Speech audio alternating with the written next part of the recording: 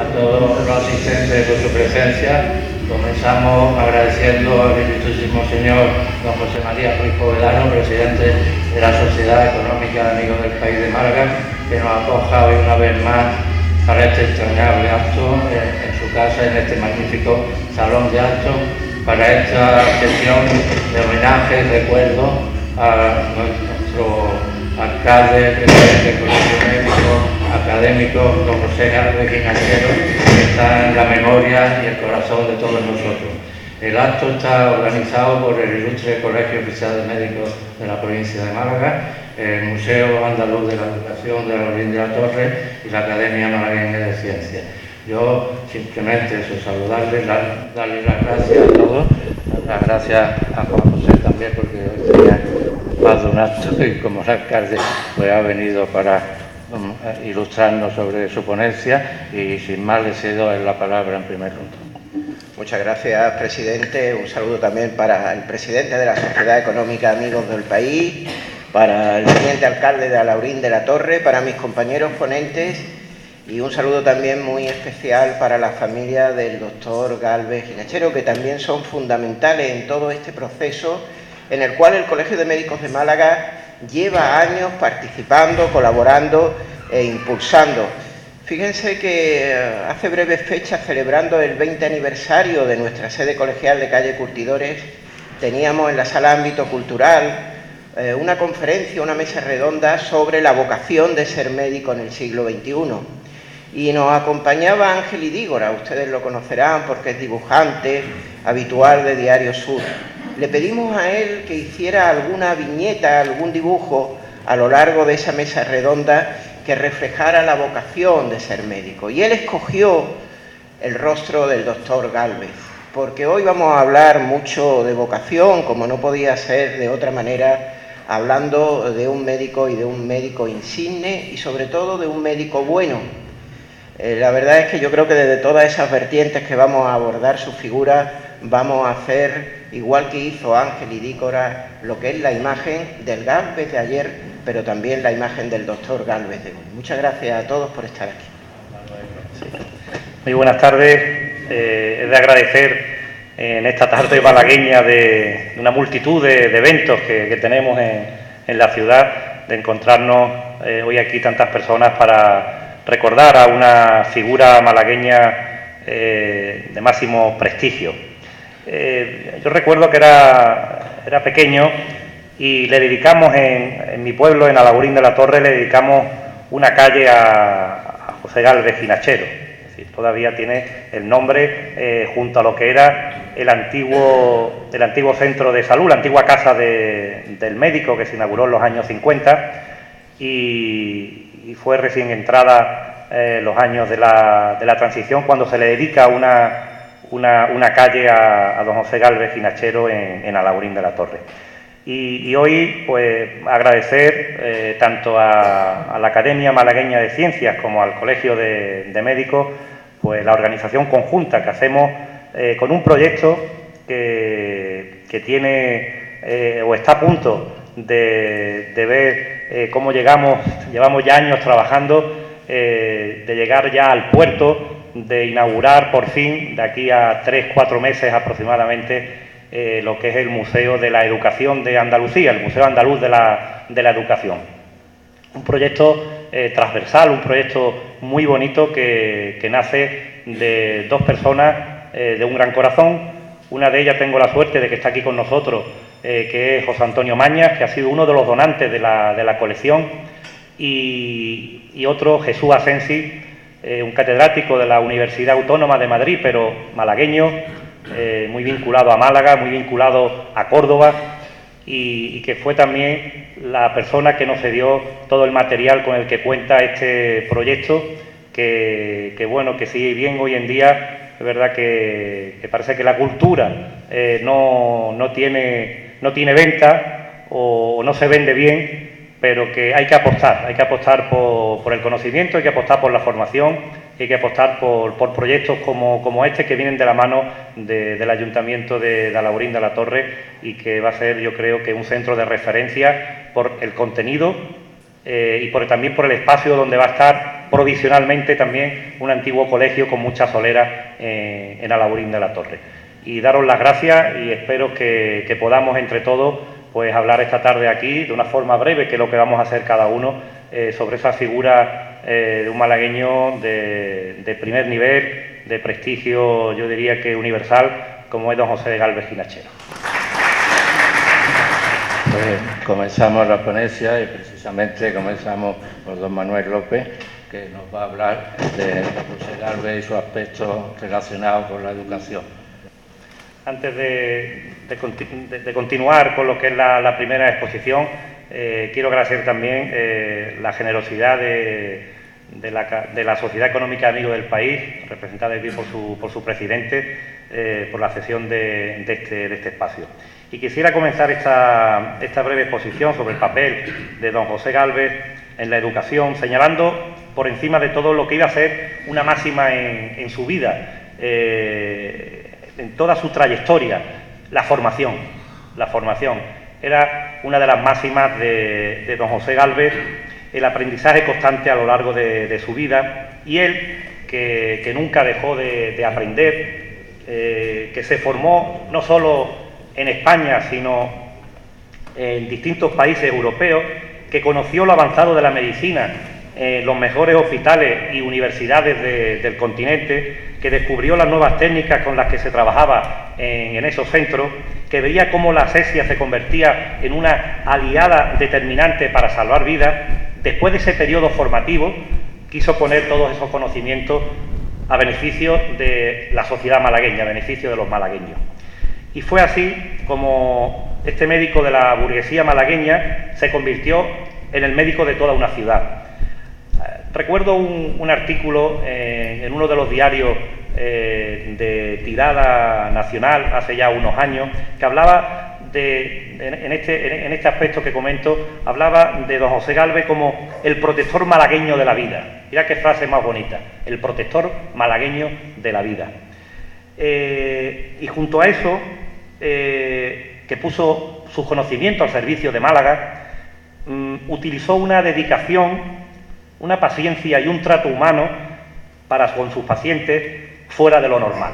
Es decir, se daban todas las circunstancias para que fuera una persona distinta, un médico distinto.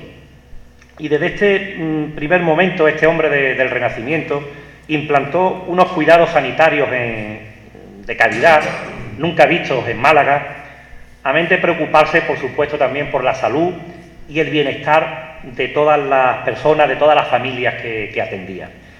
Y en esta línea, un hito fundamental en la historia sanitaria de la ciudad fue la creación por don José Gálvez, sin un sinfín de problemas, de la Escuela de Matronas del Hospital Civil. Aquí vemos ya un primer paso en la formación. La formación. Fue el creador de la maternidad de Málaga. Hay que señalar que a principios de siglo la mortalidad materna por causas atribuidas a la maternidad era muy alta, de las peores de Europa. Estamos hablando de 29 por 1000 frente al 18 por 1000 del resto de países. Y en Málaga las cifras también eran alarmantes, números que aumentaban aún más en el interior de la provincia.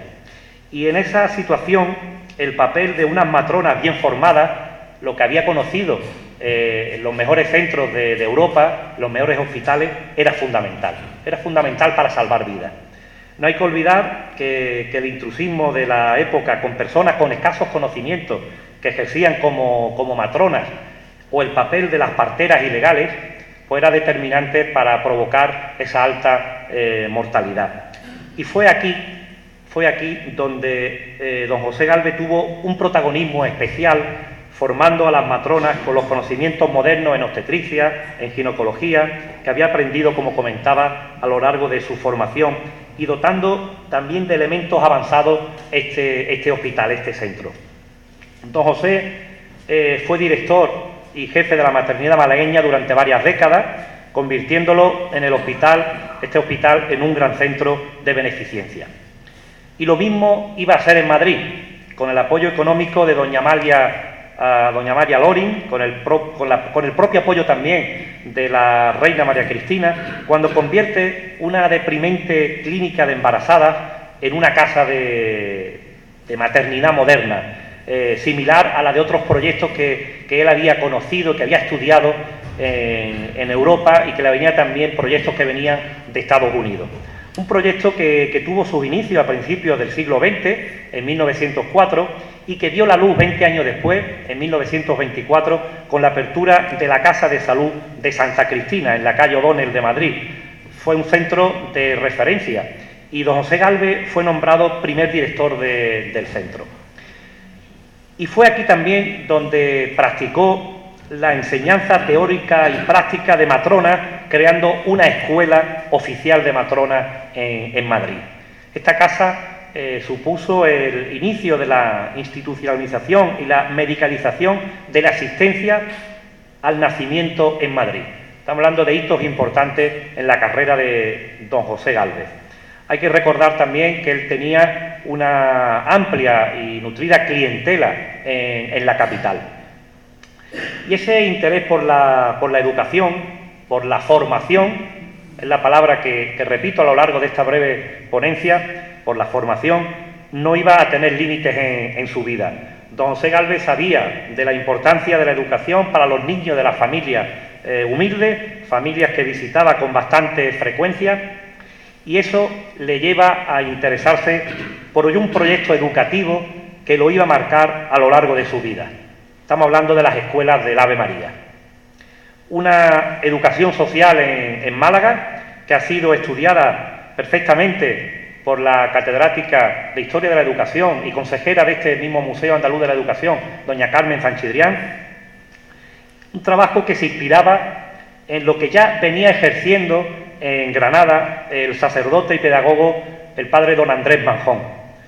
El objetivo estaba claro, era conseguir la educación integral de los hijos de los más desfavorecidos, impartiendo la enseñanza gratuita. Hay que señalar que en esa época, de principios de siglo, Málaga tenía una población de 131.000 habitantes, de la cual más de un 66% era analfabeta, y que la educación era un privilegio en el que las clases más pudientes acudían a los colegios privados, o bien eran escuelas que asumían obras piadosas destinadas a aliviar la falta de alimentación o de vestimenta.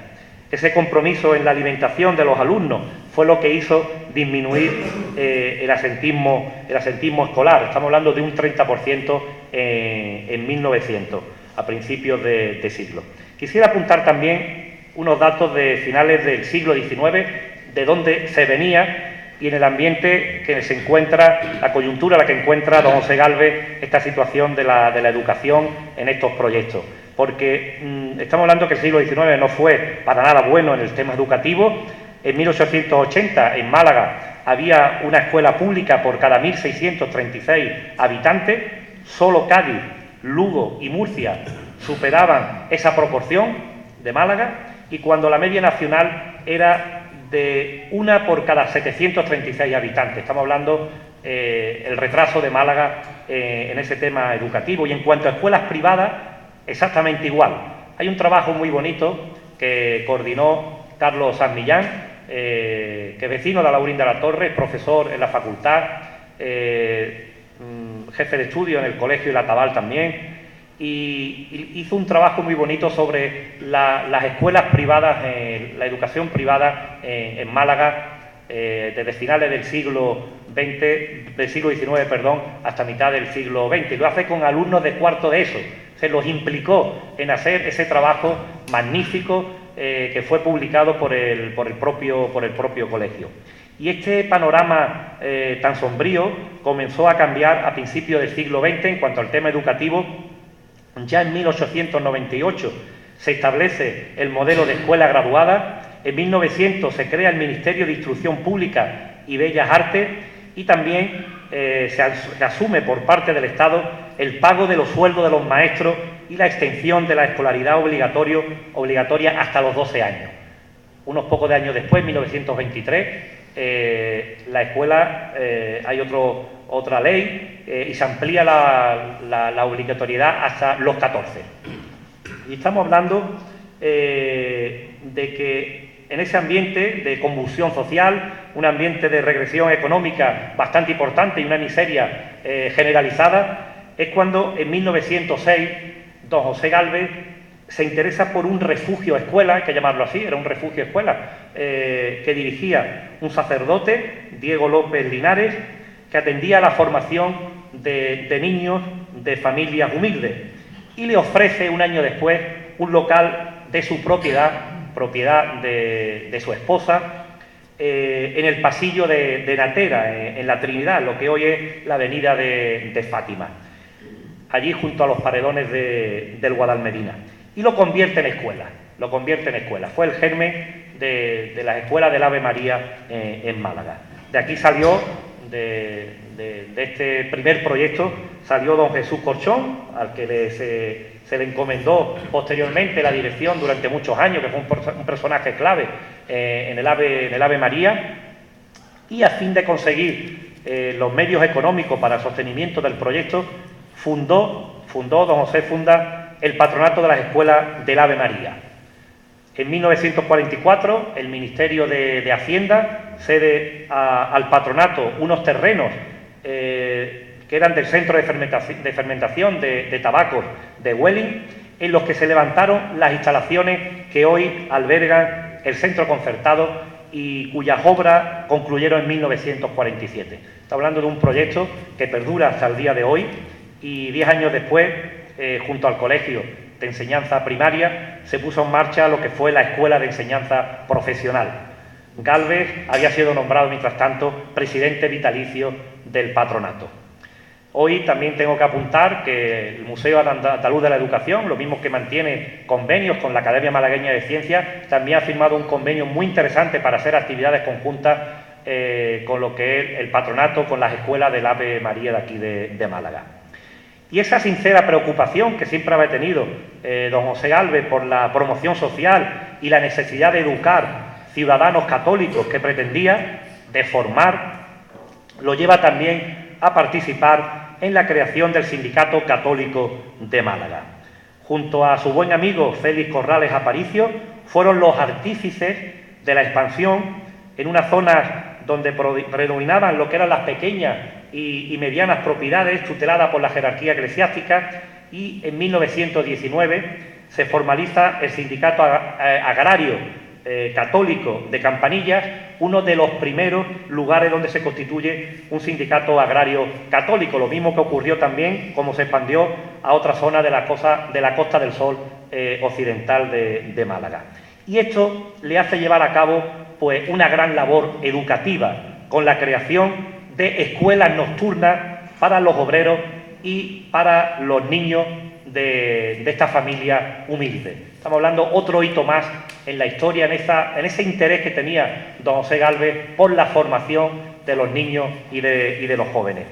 Y no quiero tampoco terminar sin señalar el apoyo de don José Gálvez con el Colegio Salesiano en la calle Eduardo Domínguez Ávila, con lo que es las distintas profesiones que se impartían en el centro, como un gran colaborador de este centro.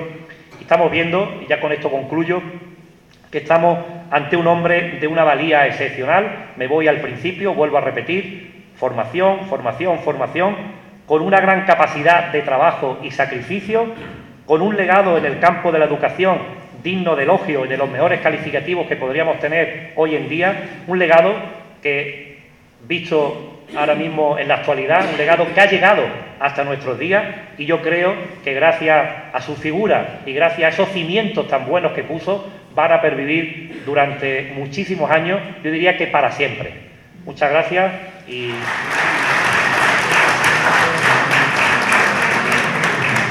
Don José Gálvez fue presidente del Colegio Oficial de Médicos de Málaga en una época más pequeña. Hoy tenemos quizás el mejor colegio de médicos de España, sin duda, y en gran parte es culpa de quien nos va a hablar ahora, del doctor Sánchez Luque, que aparte de un médico de prestigio, de un gran presidente, es también académico correspondiente de la Real Academia de Medicina de Andalucía Oriental. Sin más, pues le cedo la palabra. Muchas gracias. Es un honor intervenir de nuevo en un acto donde se hace referencia a un médico insigne, como decía antes, a un médico caracterizado por su bondad, el doctor Gálvez Ginachero. Han sido numerosas las ocasiones en las que he tenido oportunidad y ha tenido el colegio una presencia activa, como les decía al principio, y yo quiero inicialmente agradecer al doctor Gabriel Prados Carmona, que falleció recientemente, era nuestro bibliotecario de la sede colegial, un hombre autor de los libros Málaga y sus médicos, que recogió muchos aspectos de la biografía del doctor Gálvez. Y también agradecer a don Francisco García Villalobos, un hombre que está siendo clave en este proceso de beatificación de don José. La verdad es que para mí ha supuesto un reto. Cuando me encomendaron que hablara de la vertiente como presidente del Colegio de Médicos del doctor Gálvez, y uno empieza a leer aspectos de su vida, comprende que a veces para saber las claves del presente hay que mirar al pasado y así también vislumbrar el futuro.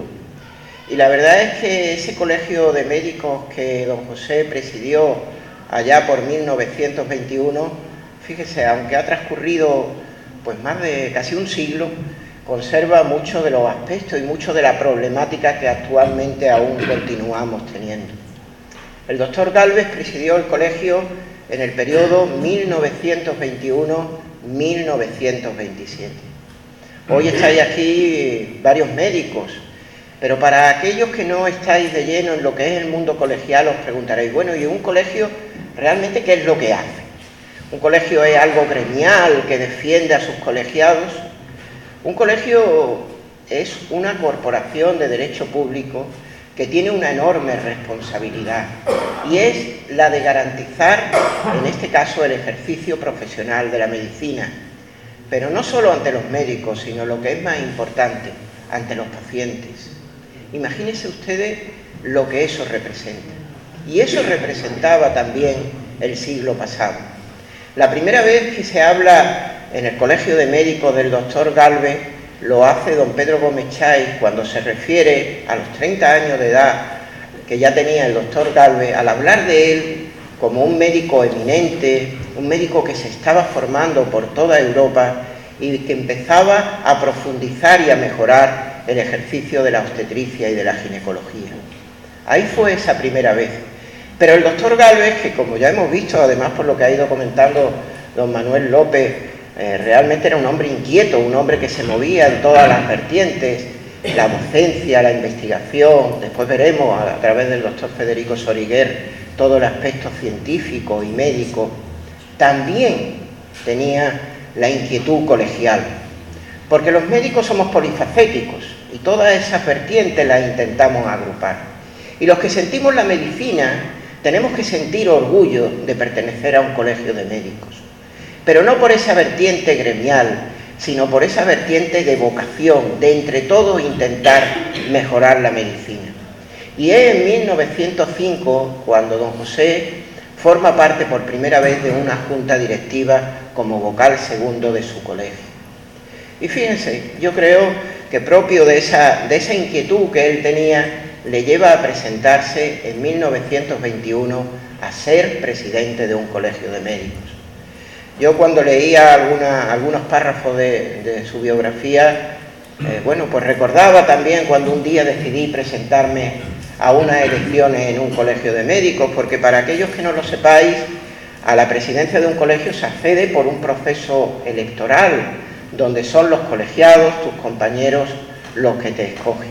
Ahora mismo en Málaga somos en torno a 8.600 colegiados. ¿Sabéis cuántos colegiados había en 1921?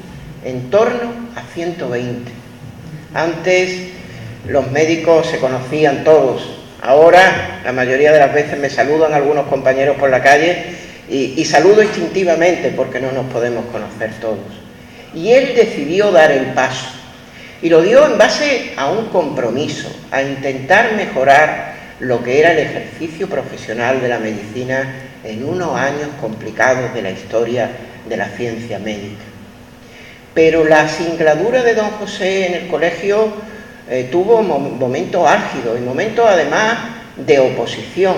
Fíjense que arranca precisamente en esa convocatoria electoral cuando otro compañero, el doctor Francisco Linares Vivar, hace una crítica enardecida de por qué el doctor Gálvez se presentaba a unas elecciones. Él aludía a que era alguien que ya venía de la junta directiva previa y que se podía generar una situación de tensión porque hubiera compañeros que no estuvieran de acuerdo con que hubiera una candidatura oficial. Eso, evidentemente, como ustedes comprenderán, se caía de su peso porque en un proceso electoral con una urna los votos evidentemente eran secretos y nadie iba a saber el resultado. Y porque yo además siempre digo que en unas elecciones colegiales, al ser un proceso democrático, cuando se está en contraposición con cualquier candidatura, más que la crítica, lo que vale es el compromiso, el dar el paso y el presentarse. Pero nadie se presentó y el doctor Gálvez se rodeó de compañeros de aquella época, el doctor Manuel García Alcalá, el doctor Mérida Nicolich, el doctor Lazárraga, fíjense, apellidos que han ido pasando generaciones y han seguido siendo familiares de ellos médicos, ¿no? Y comenzó en el año 21. ¿Cuáles eran los retos de un presidente como el doctor Gálvez en aquellos años para encauzar el colegio? Pues mire, eran fundamentalmente tres: luchar contra el intrusismo, intentar que aquellos médicos que trabajaban para los ayuntamientos tuvieran sus retribuciones en un tiempo acorde debido a la demora con la cual se producía el pago por estas entidades municipales, y también por profundizar en algo que estaba llegando, el seguro social. Piensen ustedes que antes el ejercicio de médico era fundamentalmente un ejercicio libre, y ahí se veía cómo se podía transformar en un ejercicio asalariado. Problemas, algunos de ellos, que han pasado 100 años y siguen existiendo. El intrusismo, basta ojear los medios de comunicación para encontrarnos, y lo habrán leído ustedes estos días, cómo hasta inclusive hay peluquerías donde algunas personas ejercen y hacen pues medicina estética con intervenciones a nivel facial y con resultados como ustedes se pueden imaginar. Problemas que el Colegio de Médicos es el responsable de garantizar que esas circunstancias no ocurran. No se pueden ustedes imaginar que hoy en día la actividad que tenemos en el colegio de estar continuamente en fiscalía, poniendo denuncias, alertando, como les digo, para cuidar la salud de los pacientes y que se les ofrezcan servicios de calidad. Recientemente hemos tenido inclusive que proponer, y así se ha logrado, la suspensión de unas charlas sobre pseudociencias, donde había un señor que decía que podía curar con lejía problemas como el autismo. Pues imagínense, remóntense 100 años atrás y lo que el doctor Gálvez tenía que luchar en aquellos años para combatir también ese intrusismo. Y esos problemas marcaron la vida de un hombre que, sobre todo, además de evidentemente sus valores humanos y cristianos, era médico. Porque yo cuando llegué al colegio y miraba uno y repasaba biografía, leí la vida del doctor Gálvez y comprendí que más allá de que tengamos un cargo y tengamos pues muchas actividades, los presidentes de colegio debemos de seguir siendo médicos. Y lo digo con mayúsculas. No nos podemos alejar de la realidad. Y eso fue lo que hizo el doctor Gálvez. El doctor Gálvez era un amante de la ginecología, un amante de la obstetricia. Y evidentemente el hecho de ocupar un puesto de responsabilidad como era la presidencia del colegio, él lo que no quería dejar es de ejercer su profesión. Pero eso le acarreó problemas dentro de la institución colegial. Fue una etapa, como les dije, de muchas críticas. De críticas porque anteponía el doctor Gálvez su ejercicio de la profesión a actividades de reuniones, no solo en la provincia, sino inclusive fuera organizadas por todo lo que eran las entidades colegiales de aquella época.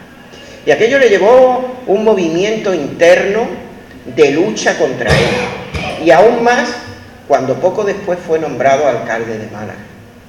Imagínese usted para una persona que sea médico, presidente del colegio y alcalde de una ciudad como Málaga. Eso evidentemente le tuvo que suponer muchos desvelos, muchos esfuerzos, y las críticas fueron aumentando cada vez más, hasta un punto de que generaron una asamblea donde asistieron, de esos 120 médicos, 60, para plantear años después una posible moción de censura. Y es que la vida del doctor Gálvez fue una vida de anteponer los valores. Y eso, ahora que vemos tantos temas políticos, hay que valorarlo muy mucho. ¿Saben lo que le criticaban al doctor Gálvez? Que cuando fue alcalde de Málaga no le subió el sueldo a los médicos que trabajaban para el ayuntamiento. Lo que ahora se ve como comportamientos por algunos habituales fue un motivo de crítica dentro del seno del colegio. Pero el doctor Gálvez hizo cosas mucho más importantes. Los colegios de médicos tenemos un patronato de huérfanos para los hijos de médicos. Y en aquellos momentos ese patronato no tenía los medios económicos suficientes para poder dar respuesta al número de huérfanos que había. Y él, de su propio bolsillo, costeó la ayuda y hizo convenios con los colegios de San Bartolomé para niños y de San Manuel para niñas, para facilitar la educación de los huérfanos de los médicos. Eso sí que era la labor realmente importante. Al final, el doctor Gálvez, antes de que se celebrara esa asamblea, había presentado su carta de dimisión. Pero lo cierto es que ni una voz en aquella asamblea salió en su defensa. Eso que dicen de la soledad del presidente, yo creo que el doctor Gálvez la vivió. Yo tengo la enorme suerte de tener un equipo, una junta directiva magnífica. Aquellos años, evidentemente, ese apoyo no lo tuvo él. Y tuvieron que transcurrir, porque la historia siempre pone a las personas en su sitio, tuvieron que transcurrir varias décadas hasta que en 1950, cuando ya el doctor Gálvez pues lucía canas, era un señor ya dentro de lo que era la vejez, le dieran el homenaje que merecía, con 84 años. Esa es la vivencia que tuvo el doctor Gálvez y al que yo creo que, como muchos de ustedes, nos hubiera encantado haberlo podido tener en una mesa y haber compartido sus inquietudes, sus valores cristianos. Yo me voy a quedar, para terminar, con dos elementos. Uno que hemos hecho desde el colegio. En el 2007, cuando acabábamos de llegar prácticamente, decidimos, y recuerdo aquel acto perfectamente, estaba el doctor Miguel Gálvez, muchos de sus familiares, decidimos darle el mejor de los espacios que tiene nuestra sede de calle Curtidores, el salón de actos, y que llevara el nombre de José Gálvez Ginachero. Pero me quedo sobre todo con una imagen, la imagen de su entierro, un día con lluvia, con mucha lluvia. Cuando uno ve esas fotos donde no se veía ningún cuerpo humano, se veían solo paraguas de malagueños que iban a despedir a un hombre, a un médico y a un cristiano. Muchas gracias.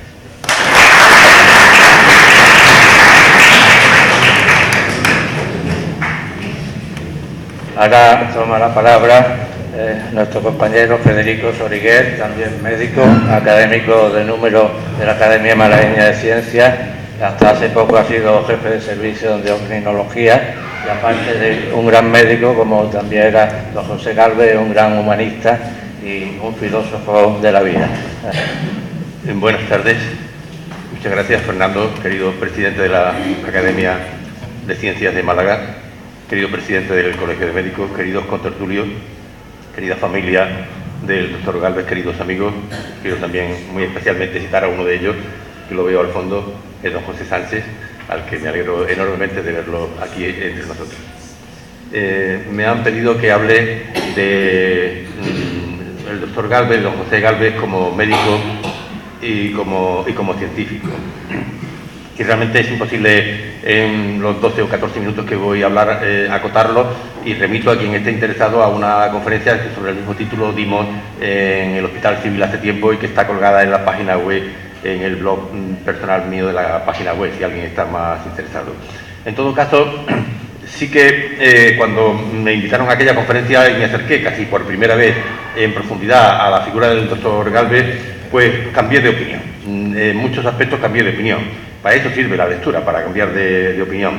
Don José Gálvez vivió en una época a caballo entre el siglo XIX y el XX, en el que él nació en el año 1865, él terminó la carrera de medicina en el año 1888, hizo el doctorado en el año 1890, se fue a Berlín y a París entre el año 1889 y 1992 y volvió a Málaga ya de obstetra en el año 1893. En el 98, una cifra que todos saben lo que significa, estaba a punto de llegar, pero ya había empezado en aquellos años.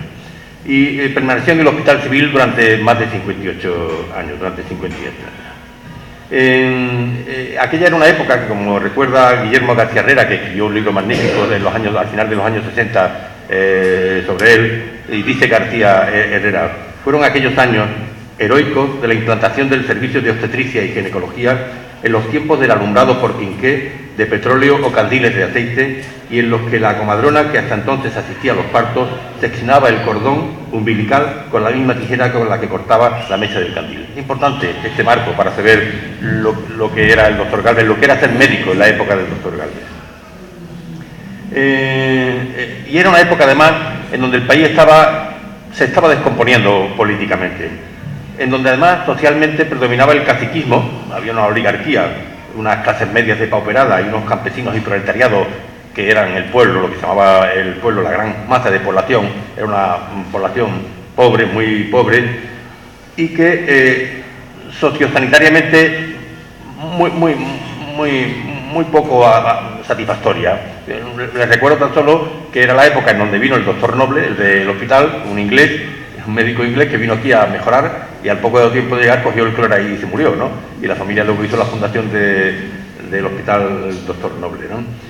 Pero era también la época en donde en Europa un gran médico, una de las personas que más han contribuido a la historia de la ciencia, cuyos descubrimientos se ponen como ejemplo por la pulcritud de sus experimentos en los libros de metodología de la investigación científica, el doctor Ingmar Philipp Semmelweis, que fue el que descubrió la asepsia como tratamiento y prevención de la sepsis puerperal, que era uno de los grandes problemas que había en aquel momento en la obstetricia y ginecología. Era una época en donde Semmelweis descubrió la importancia de lavarse las manos. Pero fijaros lo que decía Semmelweis de sus colegas obstetras. Me habría gustado mucho que mi descubrimiento fuese de orden físico, porque se explique la luz como se explique, no por eso deja de alumbrar en nada, y en nada depende de los físicos. Mi descubrimiento depende de los tocólogos. Y con esto ya está todo dicho. Asesinos llamo yo a todos los que se oponen a las normas que he prescrito para evitar la fiebre puerperal. Contra ellos me levanto como resuelto adversario, tal como debe uno alzarse contra los partidarios de un crimen. Para mí no hay otra forma de tratarles que como asesinos. Y todos los que tengan el corazón en su sitio pensarán como yo. No es necesario cerrar las salas de maternidad para que cesen los desastres que deploramos, sino que conviene echar a los tocólogos, ya que son ellos los que se comportan como auténticas epidemias. Este era el ambiente que había a finales del siglo XIX en Austria, en Viena, no estamos hablando de España. Tampoco les tengo que decir que Ingmar Philipp Semmelweis murió loco en 1865 y abandonado, porque hasta 30 o 40 años después sus recomendaciones sobre la importancia de lavarse las manos con una solución clorada cáustica no fueron aceptados por la comunidad médica, por la comunidad obstetra, por la comunidad profesional. Y ahora entenderán por qué cuando don José Gálvez vuelve de Francia y de París, se cuenta como anécdota, y ahora creo, después de haber leído todo esto, que era rigurosamente cierto, que sus compañeros mayores que él, cuando empezó a trabajar como obstetra en el Hospital Civil, contaban, y esto es muy bien conocido por todos ustedes, y le decían: Pepito, que era don José un pipiolo entonces, Pepito, hace lo mismo que nosotros, la única diferencia es que él se lava las manos antes de operar y nosotros después, ¿no? Y ahora lo entiende, yo lo entendí entonces, que esto era algo más que una anécdota que se contaba de don José Gálvez. Pero era también la época en donde en Europa estaban los Skoda, los Rokitansky, los Rudolf Virchow, los Claude Bernard, los Louis Pasteur, los Robert Koch y los Joseph Liss. Era la época en donde el mundo estaba cambiando, donde la ciencia estaba cambiando, donde la medicina estaba cambiando. Y que había también en Málaga, por ejemplo, médicos que, aunque no ejercieron su medicina en Málaga, eran malagueños, como don José Gómez Ocaña, cuya figura no es suficientemente conocida, y que desde la Academia estamos empeñados en recuperar la figura de este insigne malagueño, don José Gómez Ocaña, algo mayor que don José Gálvez, coetáneo de don José Gálvez, pero que fue el predecesor de la medicina experimental española, de la fisiología española, de la endocrinología española. Pero era también la época en donde ya había sociedades como la entonces Sociedad Malagueña de Ciencias, ahora Academia Malagueña de Ciencias, que fue creada en el año 1872 y a la que perteneció don José Gálvez, o la propia Real Academia de Bellas Artes de San Telmo, que fue fundada en el año 1849. Por tanto, fue una época en la que había un mundo que se estaba muriendo y otro que apenas estaba con dificultades empezando a aparecer. Pero sobre todo, don José Gálvez fue un clínico, un médico clínico. Don José sacó sus oposiciones en 1895, a finales del siglo XIX, de su plaza de cirujano del Hospital Provincial. Y el tribunal que aprobó, que le examinó, tuvo que esperarlo porque don José estaba asistiendo a una grave hemorragia tras un aborto. Esto es una anécdota también, pero que identifica lo que era la dedicación de don José Gálvez a su vida profesional. En todo caso, el doctor Gálvez fue un gran clínico. La medicina clínica es una ciencia aplicada, y el doctor Gálvez fue sobre todo un médico práctico que intenta resolver los problemas diarios de las personas que depositaban en él la confianza en su mejoría o en su curación.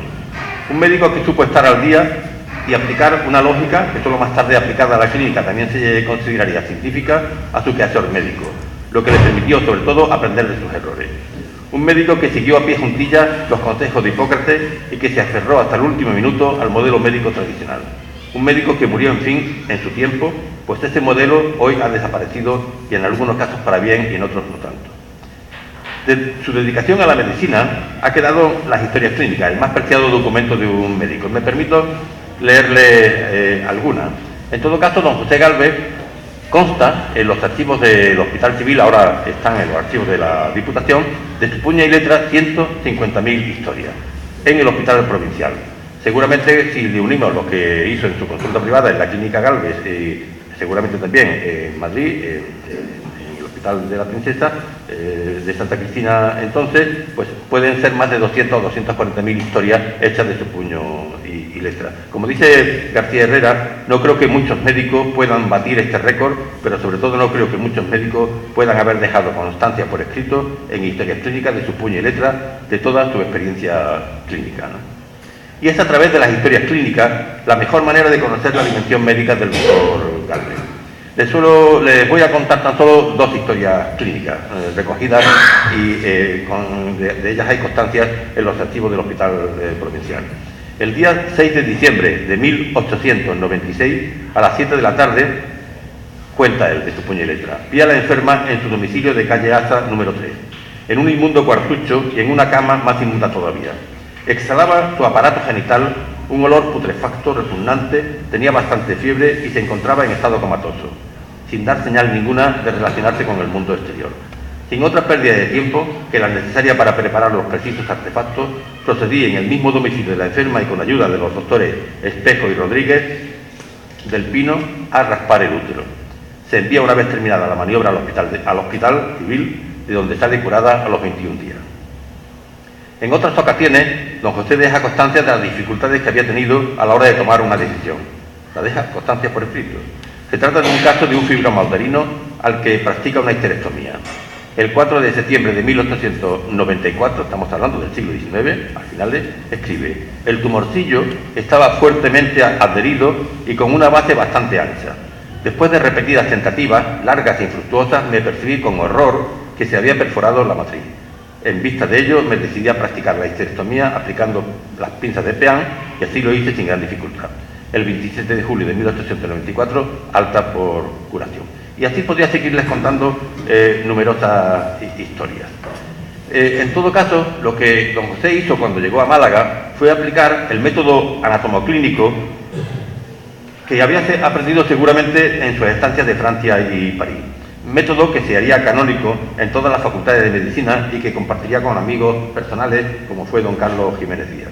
En resumen, hoy podemos decir que don José fue un prototipo de médico a caballo entre el siglo XIX y el XX, un periodo en el que la medicina científica no acababa de instalarse y en el que el modelo tradicional que ahora llamamos hipocrático no acababa de desaparecer. Faltaban aún algunos años para que los sistemas de beneficencia asistencial desaparecieran, sustituidos por los sistemas sanitarios públicos para los que la protección y la asistencia médica dejaran de ser un acto de caridad y se convirtieran en un derecho de los ciudadanos, y para que el razonamiento clínico, las matemáticas de la probabilidad y el pensamiento estocástico sustituyesen al pensamiento patognomónico, y para que la nueva bioética, la de corte anglosajón, sustituyera al menos parcialmente a la ética hipocrática. Todo esto ocurriría después de la Segunda Guerra Mundial, cuando ya don José se había jubilado con 70 años, que era entonces la edad de jubilación, aunque él siguiera trabajando hasta el final de su vida. ¿Fue don José Gálvez un científico? Pues don José fue un médico práctico dedicado a resolver los problemas clínicos diarios, desde los más pequeños a los más enrevesados. Hoy, don José Gálvez, con los criterios actuales, no sería considerado un científico. La medicina es una ciencia aplicada que se justifica por su credibilidad, además de por los criterios de contrastación del modelo experimental. Bertrand Russell lo tenía muy claro. Un médico que aconseja un régimen lo hará después de tomar en cuenta todo lo que la ciencia tiene que decir en el asunto. Pero el hombre que sigue su consejo no puede detenerse a comprobar y está obligado, por consiguiente, a confiar no en la ciencia, sino en la creencia de que su médico es un científico. Don José Gálvez fue un científico porque siguió de forma rigurosa un método, el método inductivo, que para Francis Bacon era el modelo canónico de la ciencia entonces. La acumulación de observaciones, de hechos, de experiencias que por repetición terminarían conduciendo a una teoría formal que explicaría la realidad. Mas don José también aplicó el método hipotético deductivo, que es el que corresponde a la lógica clínica del diagnóstico diferencial. Un comentario para ir terminando es la cuestión social en la práctica clínica del doctor Gálvez. En el año 1889, finales del siglo XIX, Rudolf Virchow, al que don José Gálvez conoció seguramente en Berlín, escribe: «La medicina es una ciencia social y la política no es más que medicina en una escala más amplia». Nací así, con Virchow, uno de los más importantes médicos de la historia de la medicina, formalmente la medicina social, que poco a poco se extendería por toda Europa, dando lugar más tarde a la creación de los llamados estados de bienestar. Frente al beneficentismo basado en la caridad, surgía una nueva manera de ver la salud como lo que solo más tarde, ya con Alma Ata, se convertiría en un derecho humano. En España, esta idea de la relación entre política y salud no fue planteada hasta la llegada de la República y fracasó con ella, y don José permaneció fiel al modelo beneficentista. No siguió en esto las lecciones y las recomendaciones de Virchow, que seguramente había conocido en Alemania, como he comentado. Don José tenía, y de esto no cabe duda, una aguda conciencia moral que satisfizo a través del modelo que estaba dentro de sus valores. Un modelo de beneficencia y caritativo que ponía en práctica en su quehacer diario como clínico y que dejó plasmado en la creación de un gran servicio de obstetricia y ginecología moderno para su época en el Hospital Civil, y sobre todo con la creación de la Casa de Salud de Santa Cristina en Madrid, y el actual Hospital Universitario Santa Cristina de la Comunidad Autónoma de Madrid, en la que creó también la primera escuela de matronas de España, como bien ha sido comentado por el ponente que me ha precedido. Concluimos. ¿Podemos llegar a alguna conclusión de todo lo dicho hasta ahora sobre la perspectiva profesional del doctor Gálvez? La vida de don José Gálvez fue una vida muy humana. Esa es su grandeza. Algunos querrán atribuirle sus méritos a su inquebrantable fe en Dios, a su religiosidad meticulosa y a su fidelidad a la Iglesia Católica, de la que dio 1000 muestras a lo largo de su vida. Sí, la vida de don José no se explica sin todo ello, pero a Dios lo que es de Dios y al César lo que es del César, porque la vida profesional del doctor Gálvez no necesitaba de Dios para ser explicada, no necesita de Dios para ser explicada. Es el resultado de una pasión por la medicina, de una vocación, se llamaba antes, de una decidida idea de la medicina como servicio y como sacerdocio, y una muestra de lo que más tarde se llamaría ética de la responsabilidad. Hizo lo que creyó que debía hacer y lo hizo bien. Estudió medicina, y aunque los hagiógrafos dicen que fue por influencia de su madre, la decisión la tomó él. Tuvo una familia que le permitió estudiar la carrera, pero la decisión de irse a Francia y Alemania a ampliar estudios fue suya. Tuvo un gran apoyo de la oligarquía social y política de Málaga, pero solo por el gran prestigio profesional que había adquirido de su trabajo diario en el Hospital Civil. Gozó del apoyo incluso de la reina Cristina, pero la idea y el empeño de hacer una escuela de matronas en Madrid, que era lo más urgente en ese momento, fueron también suyas. Se puso al servicio de las dos dictaduras, la de Primo de Rivera como alcalde y la de Franco, asumiendo de nuevo la dirección del Hospital Civil. Otros médicos en aquella época no lo hicieron y lo pagaron con su vida. Pero resulta fácil juzgar desde los parámetros actuales las decisiones de personas que tuvieron que vivir uno de los periodos más trágicos de la historia de España. En esta modesta presentación nos hemos limitado a valorar su trabajo como médico, su vocación de servicio, su obra. Y su obra ha quedado para quien quiera reconocerla. Muchas gracias por su votación.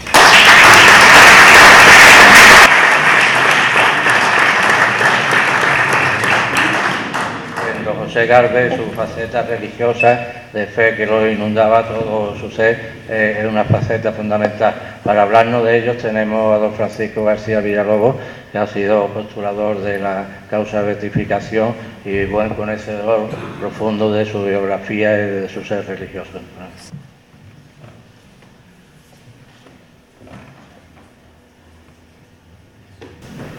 Muchas gracias a todos por su asistencia. Un saludo especial a los miembros y simpatizantes de la Asociación Pro Beatificación y en particular a los familiares del doctor Gálvez. Le envío un cariñoso saludo a la presidenta, doña María José García Morato, que no ha podido estar con nosotros, me consta que muy a su pesar. Me siento muy honrado por esta invitación, dado el altísimo nivel de las personalidades que me han antecedido y me sucederán en el uso de la palabra. Solo mi gran admiración y respeto hacia ellos, la amistad con que me honran y sobre todo mi enorme osadía me permiten realizar mi propia intervención. Gálvez, hombre religioso. Naturalmente yo no voy a hablarles de los actos piadosos de Gálvez, que desde luego eran constantes. Misa diaria, visita cotidiana a María Auxiliadora, la adoración nocturna, la acción católica, etcétera, etcétera. No, ni tampoco de su significación como un laico modelo en los ambientes eclesiásticos de la época. Por decir, 4 obispos, Juan Muñoz, Manuel González, Balbino Santos y Ángel Herrera Oria, le propusieron públicamente como católico ejemplar. Ahí están las hemerotecas y los boletines eclesiásticos. No, porque querer colorear aquí su figura con ese barniz, digamos, de un modo meramente externo, fenoménico, me parece que sería tan secundario como si pusiéramos de manifiesto su faceta de entusiasta de la gimnasia o su carácter de lector empedernido de las obras de Cervantes, que lo era. Porque para Gálvez su dimensión religiosa es constitutiva, define desde dentro su figura, manifiesta su personalidad entera, explica su vida y sus actos desde su profesión, su vocación, hasta sus aficiones. Porque Gálvez no era un médico cristiano, era un cristiano médico. ¿Y por qué les digo esto? Esquemáticamente, cualquier persona puede vivir su religión o usar su religión. Alport, desde la psicología y en nuestro país, desde la fenomenología de la religión, Martín Velasco, o el recientemente fallecido Sánchez Nogales, nos distinguen los comportamientos muy distintos e incluso opuestos de los que usan su religión, que es lo que se llama la religiosidad extrínseca o inmadura, y de quienes viven su religión, la religiosidad intrínseca, madura. Los intrínsecos interiorizan el credo, encuentran su motivo maestro en la religión, tienen sus necesidades, pero las colocan de manera que armonicen de una manera lo más posible con sus creencias, con sus orientaciones religiosas, lo internalizan en su vida, lo siguen con coherencia. Y en este sentido se dice que viven su religión. Y por el contrario, la religiosidad extrínseca es una religión de autoservicio, utilitaria, que le provee de un consuelo al creyente, le promete salvación, pero a expensas de los demás, o como mínimo independientemente de ellos. Usan la religión para sus propios fines. ¿En qué pueden encontrar utilidad? Pues seguridad, paz, sociabilidad, autojustificación, estatus, entretenimiento. Pero lo determinante es que el credo que han abrazado lo sostienen de una forma superficial y lo cumplen de una manera selectiva. Puede decirse que en la religiosidad extrínseca te diriges a Dios, pero sin salir de ti. Naturalmente, en la realidad de las personas no todo es blanco o negro. Todos participamos de ambos campos. Y lo que se trata en nuestros procesos individuales de conversión es ir purificando progresivamente nuestras almas para que la religiosidad sea más madura.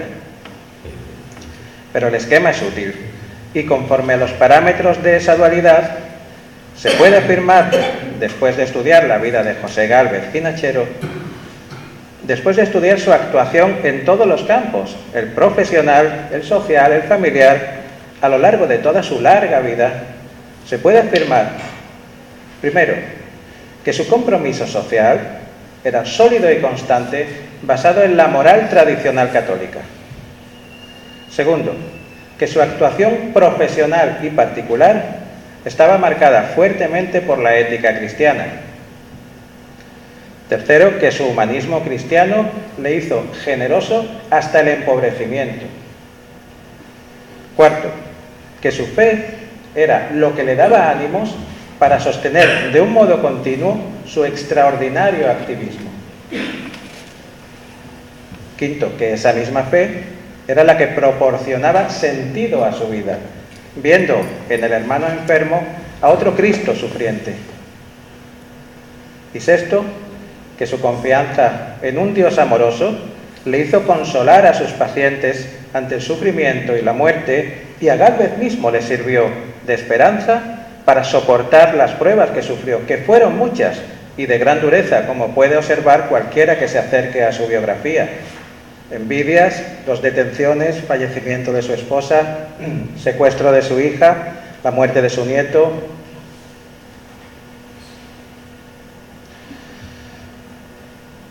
Quiero también resaltarles que a Gálvez nunca le supuso ningún conflicto su condición de científico y su carácter de hombre de fe.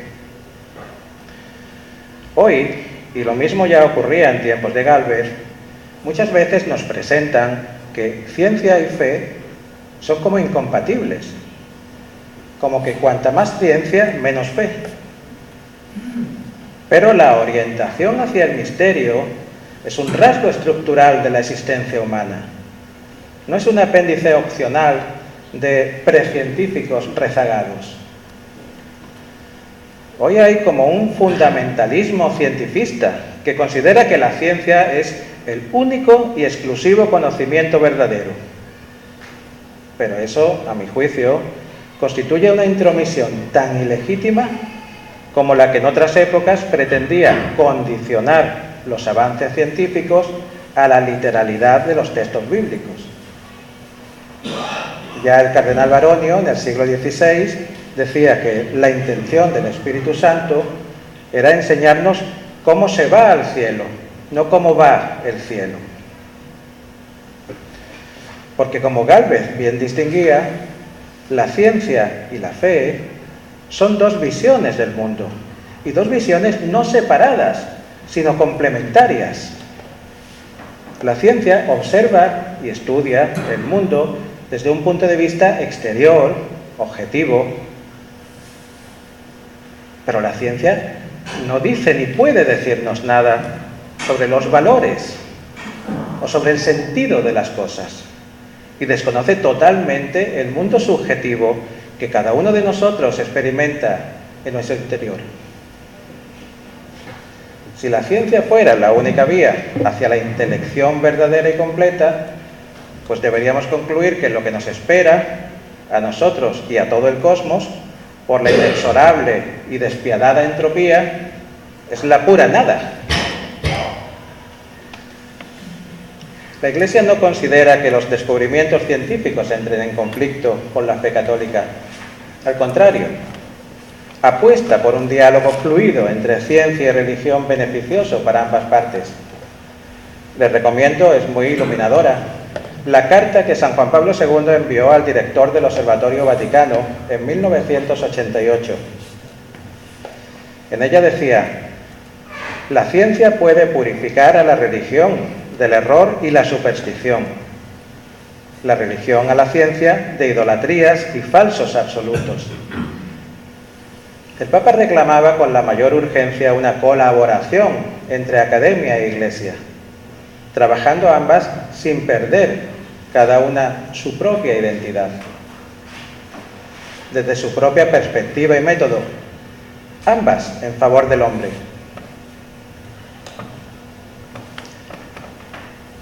¿Qué somos? ¿Qué sociedad queremos construir? ¿En qué valores nos apoyamos? ¿Qué sentido tienen el dolor, el mal, la muerte? A esas preguntas Gálvez solo podía tratar de responder desde su fe cristiana. Y aún más, su fe era la que le ofrecía todo el sentido para aplicar su máxima pericia científica y técnica en aliviar el dolor físico y moral que le rodeó. Por eso la Iglesia le considera un candidato firme a la santidad, porque fue un laico que aunó admirablemente ciencia y fe, donando a la luz de Cristo y en la fe de la Iglesia, de un modo esforzado y constante, su enorme capacidad profesional a la sociedad de su época. Y con ello, la sociedad de nuestra época puede tener una luz de referencia en este mundo confuso que nos ha tocado vivir. Ese es el sentido de la beatificación, la de Gálvez y la de cualquier persona que nos proponga la Iglesia.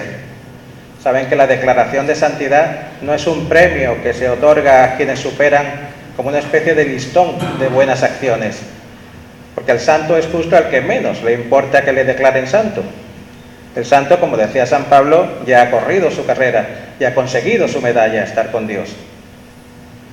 Entonces, ¿por qué la Iglesia fabrica santos? Para que tengamos modelos donde fijarnos. Benedicto XVI compara a los santos con estrellas en el firmamento de la historia y usa la metáfora de las señales de tráfico que nos guían. Pero no solo los grandes santos, sino también los santos sencillos, decía el Papa Emérito, es decir, las personas buenas que vemos en nuestras vidas, que nunca serán canonizadas. Son, por decirlo de alguna manera, personas normales, que no tienen un heroísmo visible, pero que en su bondad de todos los días vemos la verdad de la fe. Y esa bondad es la apología más segura del cristianismo y el signo que indica dónde está la verdad.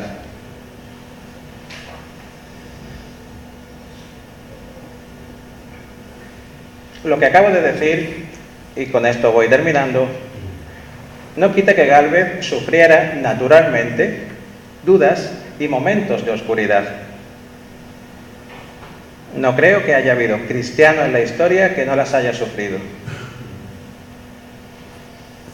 El contacto con el dolor, el mal, la muerte, en su caso más agudo aún dada su condición profesional, con seguridad le produciría noches oscuras en su alma.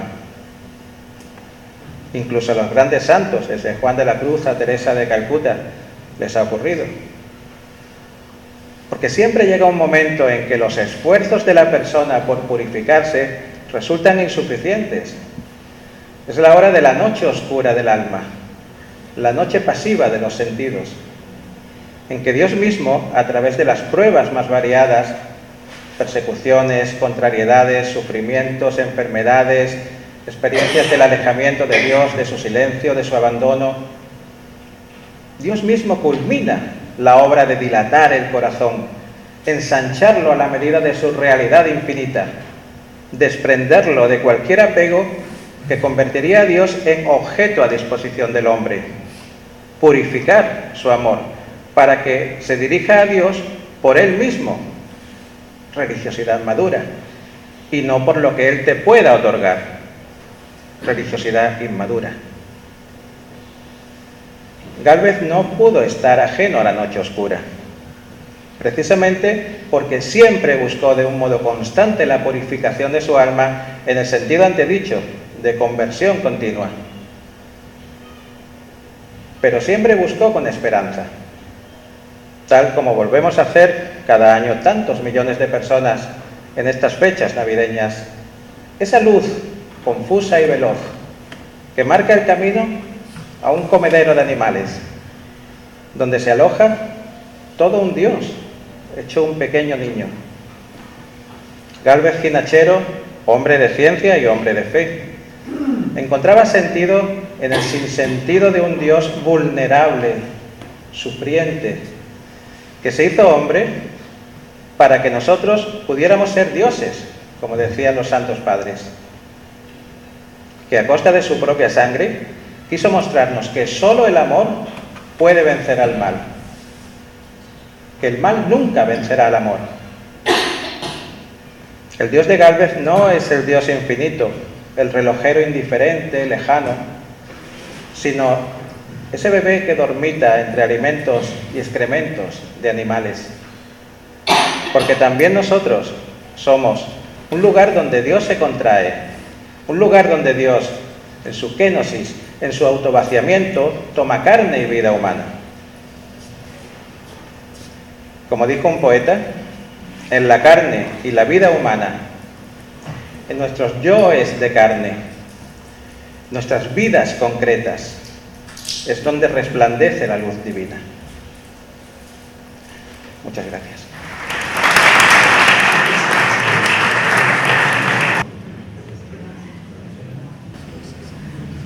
En la Academia de Ciencias tenemos diversas sesiones y una de ellas es la sesión de Ciencias Sociales y Humanidades. Una de las personas de más prestigio de esta sesión es Maripé Parara, que nos va a hablar ahora, conocida en toda Málaga como archivera, historiadora, y ha sido directora del Archivo Municipal durante muchos años. Ella también ha vivido directamente en relación con el ayuntamiento. Me consta que nos va a aportar alguna noticia o algún dato desconocido hasta ahora sobre el doctor Gálvez, y sin más, pues le cedo la palabra. En primer lugar, quiero dar las gracias al presidente de la Sociedad Económica, José María Ruiz Povedano, por cedernos este emblemático lugar. Y, por supuesto, al presidente de la Academia de Ciencias, Fernando Orellana, porque haya contado conmigo para este ciclo sobre Gálvez. Yo voy a hablarles sobre Gálvez Ginachero, José Gálvez Ginachero, alcalde de Málaga. Después del pronunciamiento militar de octubre de 1923, fue nombrado gobernador militar de Málaga el general de brigada Enrique Cano Ortega, que poco más tarde sería nombrado también gobernador civil, simultaneando ambos cargos.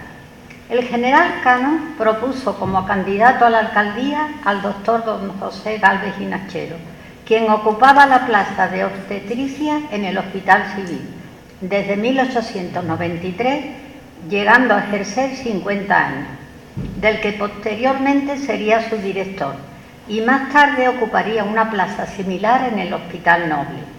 Primo de Rivera propugnaba para las alcaldías a personas alejadas de la política, independientes, de buena reputación moral y bien significados socialmente. En julio de 1922 le había sido otorgada la Gran Cruz de Mérito Militar con distintivo blanco, por su altruismo en el auxilio de los heridos de la guerra de Marruecos. La ceremonia de la imposición se celebró el 25 de noviembre de 1923, cuando ya había sido nombrado alcalde, tras haber demostrado nuevamente su entrega en la erradicación de la peste bubónica que había asolado la ciudad. A principios de 1923 fue además nombrado director del Hospital Civil. Gálvez, por tanto, parecía el candidato idóneo. Sin embargo, dudó en aceptar el puesto y tardó muchos días en decidirse. Por fin, tras la insistencia del entonces gobernador, acabó aceptando. Don José Gálvez fue nombrado alcalde el 3 de octubre de 1923. Podríamos decir, a grandes rasgos, que su gestión en el ayuntamiento se caracterizó por el impulso a las obras públicas. Durante los 2 años y medio que duró su gestión en el ayuntamiento, se dice que consagró a la ciudad su salud, su tiempo y su dinero. pues cuando tomó posesión en el consistorio municipal, este estaba prácticamente sin liquidez. Había una existencia de 238.236 pesetas, pero según el arqueo de la Caja Municipal, el efectivo se limitaba a 1.269 pesetas. Pocas obras se podían iniciar con tan reducido capital. Hubo que pedir un empréstito que cubriese los gastos de un presupuesto extraordinario llamado Plan de Grandes Reformas, que ascendió a 38.200.000 pesetas a la banca Marsans de Barcelona. Gálvez consiguió un pago de intereses en torno a un 5%, asequible para las arcas municipales. En el pleno extraordinario celebrado el 28 de diciembre de 1923, se presentó la primera moción del alcalde con el objetivo de mejorar la red viaria de la capital. El proyecto, redactado por el ingeniero Carlos Loring, más tarde incluido en el Plan de Grandes Reformas, por el cual se iniciaban las expropiaciones pertinentes para la construcción de una nueva vía que, leo textualmente, arrancando desde la calle Maestranza, terminase en la barriada del Palo. Esta obra sería sufragada con cargo al Estado en una parte y en otra por el Ayuntamiento de Málaga y los propietarios a los que beneficiaba. Otra Real Orden autorizaba al arquitecto Daniel Rubio a redactar un proyecto de mejora consistente en urbanizar la Alcazaba, obra que no llegó a ponerse en práctica de forma integral. Este plan consistía principalmente en la pavimentación de calles y aceras, alcantarillado, perfeccionamiento de la traída de aguas de Torremolinos, puentes sobre el río Guadalmedina, el paseo marítimo, la unión del parque con la Alameda, abriéndose este al tráfico rodado, construcción de escuelas, etc. Además, en las actas constaba un gran número de obras menores que luego pasarían a formar parte de dicho plan. El encauzamiento del arroyo de Los Ángeles, ampliación del cementerio de San Miguel, ensanche y atirantamiento del camino de Antequera y del sector del Hospital Civil. Llevar a cabo este plan integral de reforma requería la planificación profesional y beneplácito gubernamental.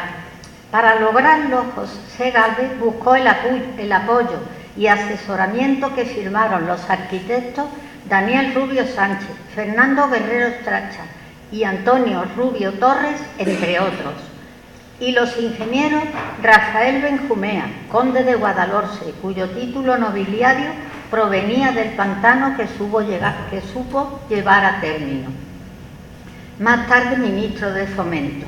De Leopoldo Werner, autor de las obras de ampliación del puerto, de la Comandancia de Marina y del Instituto Oceanográfico, y Manuel Jiménez Lombardo, realizador del Pantano del Agujero, así como de Manuel Bores Romero, ingeniero municipal.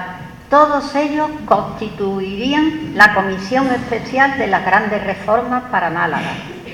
Para conseguir el suficiente apoyo en Madrid, creó una comisión de personalidades formada por Enrique Cano Ortega, el gobernador civil y militar, Manuel González, obispo de la diócesis de Málaga, el propio alcalde y otros concejales.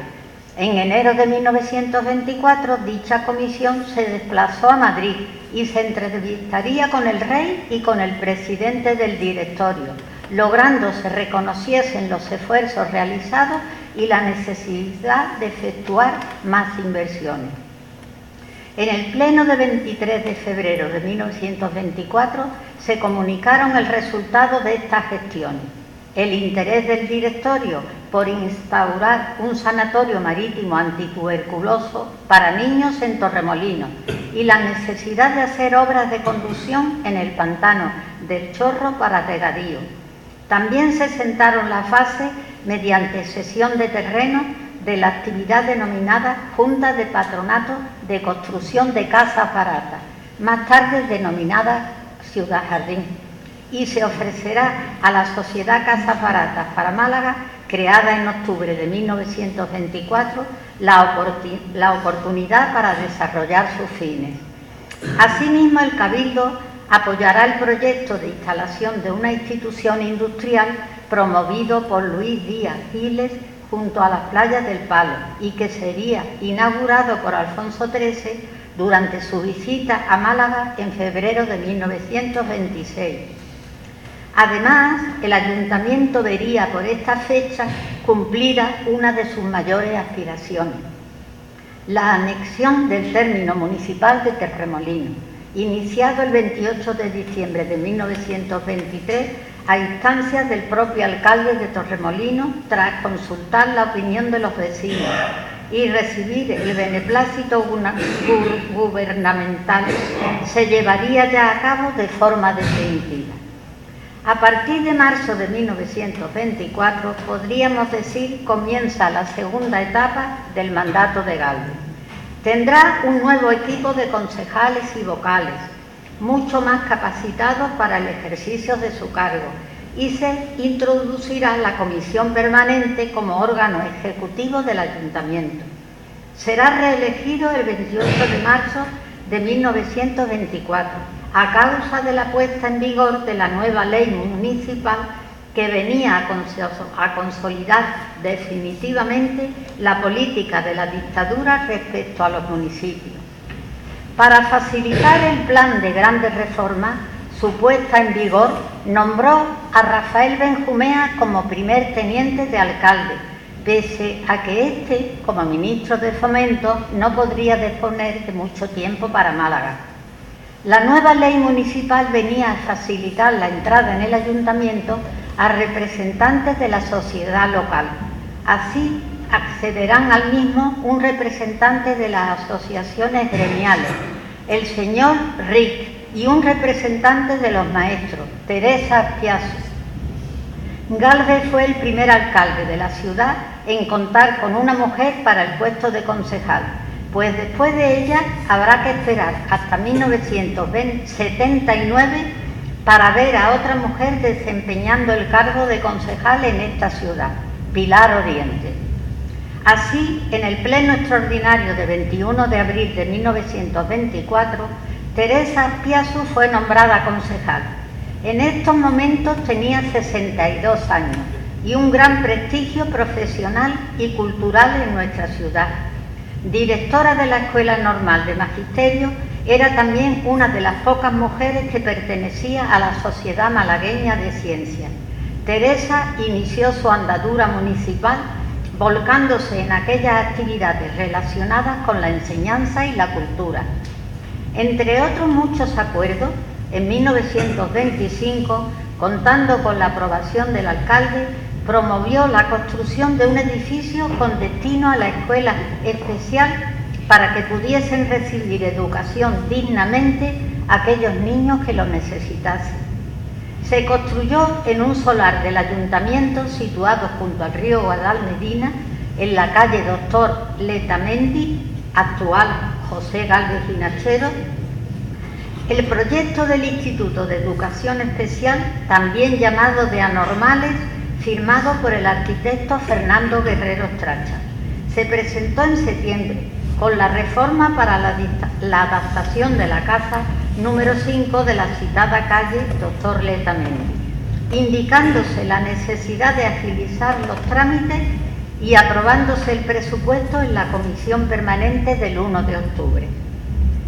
El 24 de dicho mes, por iniciativa del alcalde, señor Galvez, se acordó la instalación en el número 5 de la calle Doctor Letamendi del Instituto Malagueño para ciegos, sordomudos y anormales, dirigido por la directora de la Escuela Normal de Maestras, Teresa Azpiazu, que el día 28 mantuvo una reunión con el alcalde y con el arquitecto Guerrero Stracha para tratar de las obras de reforma que debían realizarse en la sede del instituto.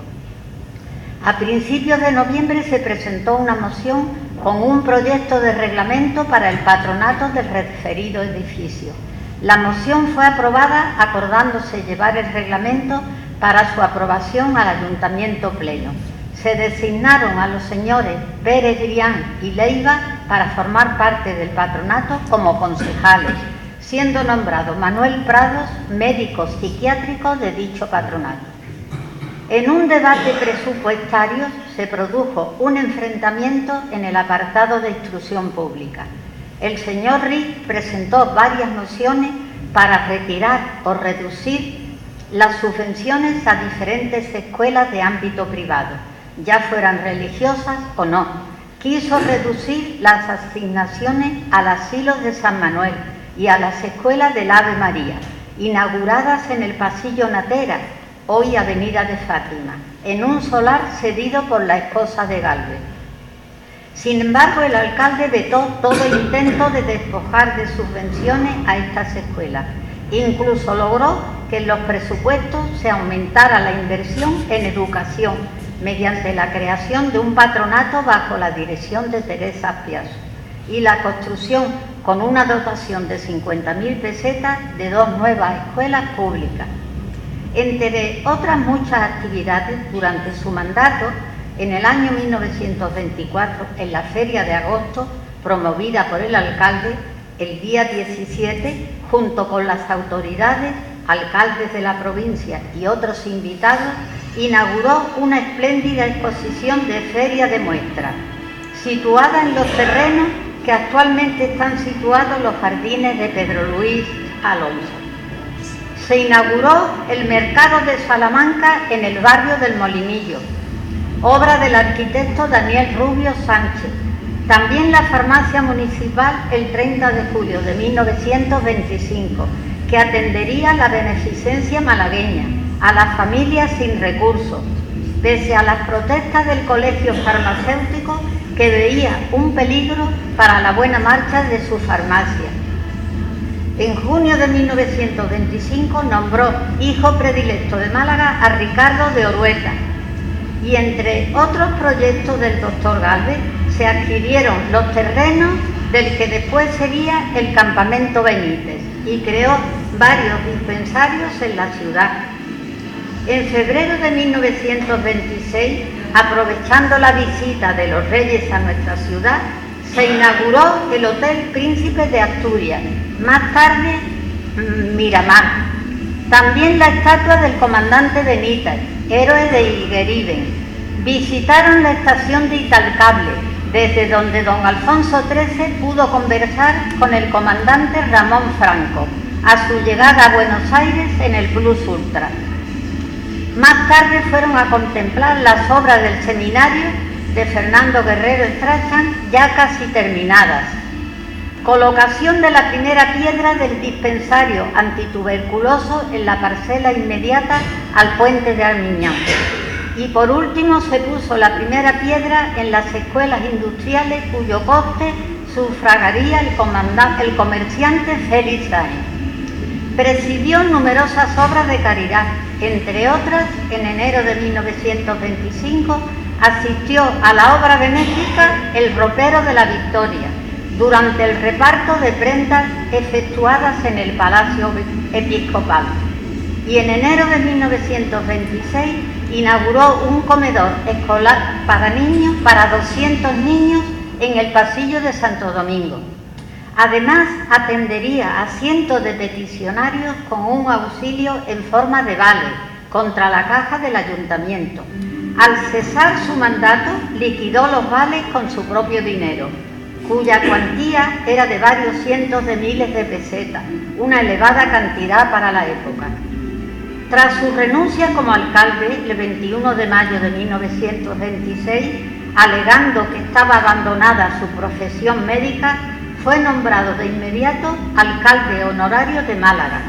El Cabildo en sesión plenaria así lo acordó, haciendo notar que, leo textualmente, puso toda su buena voluntad e inteligencia al servicio de los intereses de Málaga, sacrificándose moral y materialmente en el desempeño de su cargo. Su sucesor en la alcaldía fue el señor Cano Ortega. En el pleno extraordinario del día 2 de junio de 1926 se leyó la Real Orden de la Presidencia del Consejo de Ministros, mediante la cual se autorizaba a Enrique Cano a simultanear el cargo de alcalde con el de gobernador militar en esta plaza. Un año después, Gálvez también cesaría como presidente del Colegio de Médicos que presidía desde 1921. Se dice que nunca cobró el sueldo que le correspondía como director del Hospital Civil, entregando ese dinero a los pobres del hospital. También fue el creador de las escuelas de matronas de Málaga y Madrid, iniciando en ambos centros la enseñanza teórica y práctica de las comadronas. Para finalizar, nos gustaría añadir que José Gálvez no favoreció a los de su propia clase social. Trató de crear un municipio más solidario, dotando a los pobres y desfavorecidos de las más elementales infraestructuras sanitarias. Finalmente, con la autorización de mi presidente, quiero contarles una anécdota personal entre mi familia y el doctor Gálvez.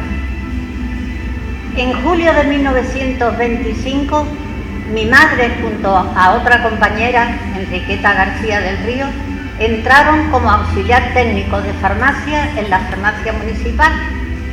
Unos años después hubo oposiciones y entraron dos hombres, uno de ellos mi padre. Muchos años después, mi primer trabajo fue también en la farmacia municipal del ayuntamiento.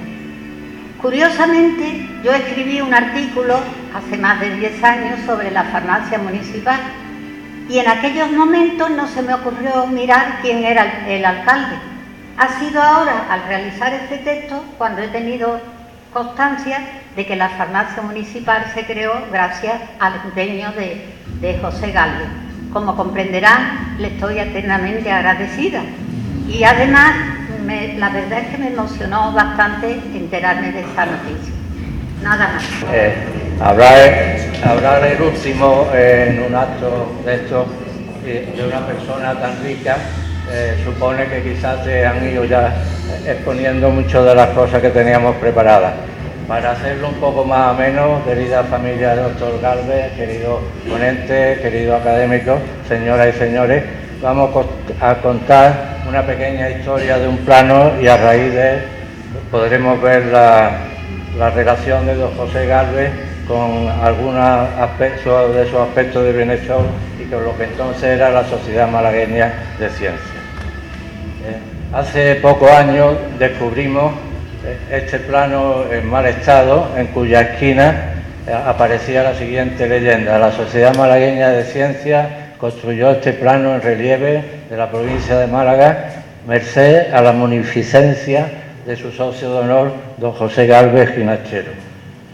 Y claro, lo primero que es la munificencia. Si nos vamos al diccionario de la Real Academia, pues nos habla de una generosidad espléndida. Si nos vamos al diccionario Espasa Calpe, habla de una generosidad extremada. ¿Y qué es un socio de honor de la Sociedad Malagueña de Ciencias? Que para muchos a lo mejor es desconocida o ha sido muchos años. Pues para comprenderlo podemos ver la lista de socios de honor que ha habido desde 1872 hasta el año 2002, en el cual dejó de ser sociedad y se transformó en academia. Y realmente el cuadro es impresionante. Vemos que don José de Echegaray, que recibió el premio Nobel por su escritura, pero que era también de la Real Academia Nacional de Ciencias, pues fue socio de honor. Otro premio Nobel español, Santiago Ramón y Cajal. Odón de Buen, que no era malagueño, pero fue socio de honor y fue el que contribuyó a fundar el Instituto Oceanográfico de Málaga. Domingo de Urueta, hijo, que escribió el primer tratado en España sobre el microscopio y fue prologado precisamente por Santiago Ramón y Cajal. Don José Gálvez, y entre los que permanecen vivos, don Salvador Rivas Martínez, que es un gran botánico español, y el conocido don Federico Mayor Zaragoza. Pues repasando el acta de la Sociedad Malagueña de Ciencias, pues encontramos el acta de 1912, en la cual se eligió socio de honor a don José Gálvez, que como veremos luego ya era socio de número de la sociedad. El acta la he puesto porque tiene frases realmente curiosas y vemos la admiración que tenía don José, aunque también tuviera mucha envidia. La voy a leer casi entera porque creo que merece la pena. La Presidencia, después de dar lectura de la convocatoria a la sesión extraordinaria, que se expresa el objeto, para nombrar socio honorario al ilustre hijo de la ciudad, doctor Galvez Ginachero. Hablo en nombre de la directiva que estima honrarse proponiendo tal distinción a la persona en la que concurren, a más de la condición de malagueño, que tanto debe enorgullecernos, los múltiples títulos de prestigio y autoridad profesional de todos conocidos. Los testimonios de otras personalidades científicas, y citan a Cospedal y al conde de San Diego, que no se recatan en acreditar los méritos del doctor Galvez, y el conocimiento que este pueblo y esta región tienen de su valor médico y de sus condiciones morales, holgando por ello a ser un panegírico de salvo, de noble y de hombre bueno. Concluye diciendo, otorgando al doctor Galvez este honor, la merced de ese ocio de honor, honramos realmente a Málaga, al cuerpo médico y a esta sociedad malagueña de ciencia. Hubo varias intervenciones de algunos compañeros médicos y otros, y glosando su figura, y se llegó por votación, la votación tenía que ser secreta, pero unanimidad se produjo la elección del mismo como por aclamación. ¿De qué año es este mapa de que estamos hablando? Pues si nos vamos a la otra esquina del cuadro vemos que el mapa es del año 1916 y hemos intentado buscar más datos sobre el cuadro, y en el libro que publicó nuestro querido Miguel Álvarez Calvente, fallecido hace pocos años, que relata toda la historia de la sociedad malagueña desde 1872 a 2002, encontramos unos párrafos en los cuales se hace alusión a este plano. Se hizo un plano editado normal para tener constancia de la provincia, pero gracias a la contribución del doctor Galvez Ginachero, que lo financió, se realizó un mapa en relieve para que pudiera ser dispuesto a disposición del Instituto de Sordomudos y Ciegos, que suponía una gran ayuda para que los residentes estudiaran y comprendieran mejor la realidad provincial. Si hemos oído hablar antes del instituto que se creó en 1925 y el plano de 1916, y podía haber ciertas contradicciones, pero es que anteriormente existía en Málaga otra escuela provincial de sordomudos y ciegos, que fue a donde primero fue el plano antes de ir al instituto que, como bien ha descrito Maripepa Lara, ayudó a crear el doctor Galvez. ¿Y dónde está este plano ahora? Pues hay un acta de entrega del 2011 en el cual la hoy Academia Malagueña de Ciencias lo ha depositado en el Archivo Histórico Provincial, cuya directora es una académica nuestra, Esther Cruces, para ver cuándo tenemos medios para poder rehabilitarlo porque se encuentra en mal estado. Pero ¿desde dónde llegó el cuadro hasta el Archivo Provincial o dónde lo encontramos de nuevo? Si abriéramos esas ventanas o miráramos por las ventanas, subir al Ateneo, pues vemos ese patio que está justo al lado, que es la escuela normal, número 1, escuela de práctica, donde se forman unos niños en la actualidad. Pues bien, ese local era y es, como veremos, el local de la Sociedad Malagueña de Ciencias cuando en la época de don José Galvez, y ahí ha estado desde 1877 hasta 1972, que una serie de circunstancias desagradables pues hicieron salir precipitadamente de allí. Entonces el cuadro estaba allí, pero no siempre ha estado allí. Volvió después del periplo por el Instituto de Sordomudos y Ciegos. Para corroborar de que la Sociedad Malagueña estuvo allí de ciencias, tenemos una foto de hace 5 años de una mesa que era la misa. La foto en blanco y negro es la biblioteca de la Sociedad Malagueña de Ciencias en los años que el doctor Galvez era miembro de la misma, y la foto primera es de hace 5 años, y hace 2 años que pudimos entrar, pues los muebles se encuentran así y ahora no hemos vuelto. Hay una orden real de diciembre de 1918, publicada en la Gaceta de Madrid, lo que es el Boletín Oficial del Estado hoy, cediendo esos locales a perpetuidad. Hay una serie de acuerdos con la Universidad de Málaga para recuperar, etcétera, etcétera. Bueno, toda la época de la vida del doctor Galvez y toda la época de la alcaldía, la sociedad estuvo allí y nunca hemos renunciado, como bien testimonia un periódico de 1984, 12 años después de salir de allí, de que aquello era la Sociedad Malagueña de Ciencias. Incluso ya siendo colegio podemos ver el mosaico que pone su nombre. Bueno, podríamos tener más datos. Y los muebles, ahí vemos cómo era el salón de actos de esta Sociedad Malagueña de Ciencias en 1916, como veréis abajo, justo el año de construcción del cuadro, y los muebles algunos pues siguen estando en medio del colegio. ¿En qué lugares ha estado este plano en su historia? Pues si vamos a un libro de otro académico ya fallecido prematuramente, de Constancio Mínguez, sobre la educación de los ciegos de Málaga, también nos habla un poquito de la historia de este cuadro. Y ahí dice textualmente: gracias a la iniciativa de un hombre carismático y omnipresente durante décadas en Málaga, como fue el doctor Galvez Ginachero, alcalde de la ciudad, se consigue el objetivo de que en Málaga se cree esta institución. Y en este libro habla, como bien ha dicho Maripepa Lara, de que también se tuvo el apoyo de Teresa Piazzu y el apoyo de otra persona que ha sido mencionada por el presidente del Colegio Médico, el doctor Mérida Nicolí, que fue también uno de sus directores. El doctor Mérida Nicolí fue también académico socio de la Sociedad Malagueña de Ciencias entre 1918 y 1924. Vivió más años. Cuando se quedó ciego por una desgraciada circunstancia, se dedicó en cuerpo y alma a la educación de los propios ciegos y renunció a todos los cargos que tenía, y entre ellos al de ser socio de la Sociedad Malagueña de Ciencias.